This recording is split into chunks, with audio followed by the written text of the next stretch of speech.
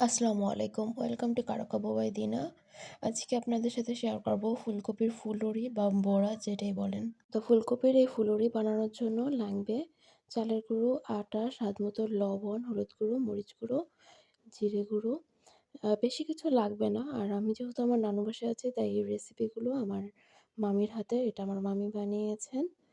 তো এখন এখানে দেখতেই পাচ্ছেন ব্যাটারগুলি নিয়েছি। আপনারা যদি বেসন দিয়ে তৈরি করেন তাহলে আর আটা লাগবে না। চালের গুঁড়ো বা কর্নফ্লাওয়ার দিলেই হয়ে যাবে। এখানে আটা নিয়েছি আর চালের গুঁড়ো নিয়েছি। এটা হলো যে ৩ ভাগের ২ ভাগ চালের গুঁড়ো, ১ ভাগ আটার পরিমাণে নিয়েছি আর সাথে দিয়েছি স্বাদমতো লবণ, হলুদ, ধনিয়া গুঁড়ো, জিরে গুঁড়ো। আর এই যে দেখতে পাচ্ছেন ফুলকপিগুলো হলুদ, লবণ আর হলো যে শুকনো মরিচ গুঁড়ো দিয়ে সিদ্ধ করে নেওয়া হয়েছে। সাইডে কড়াইতে দেখতে পাচ্ছেন সরিষার তেল গরম করতে দেওয়া হয়েছে। এখন এই ফুলকপিগুলো একটা, একটা করে এই ব্যাটারটাতে ডিপ করে ডুবো তেলে ছেড়ে দিতে হবে। আপনি দেখতেই পাচ্ছেন কিভাবে করতেছে।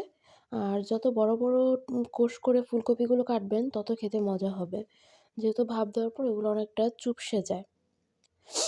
আর একটু নেড়ে, নেড়ে ভাজতে হবে যাতে একটার সাথে আরেকটা লেগে না যায়। দেখতেই পাচ্ছেন কি সুন্দর করে সবকিছু গুলো দিয়ে দেওয়া হয়েছে আর ব্রাউন করে ভেজে নিব এখনই। তো এই যে একটু সময় নিয়ে ব্রাউন করে ভেজে নিচ্ছি। আর উম ফুলকপিগুলো খুব ক্রিস্পি হয়েছিল, অনেক মুচমুচে ছিল।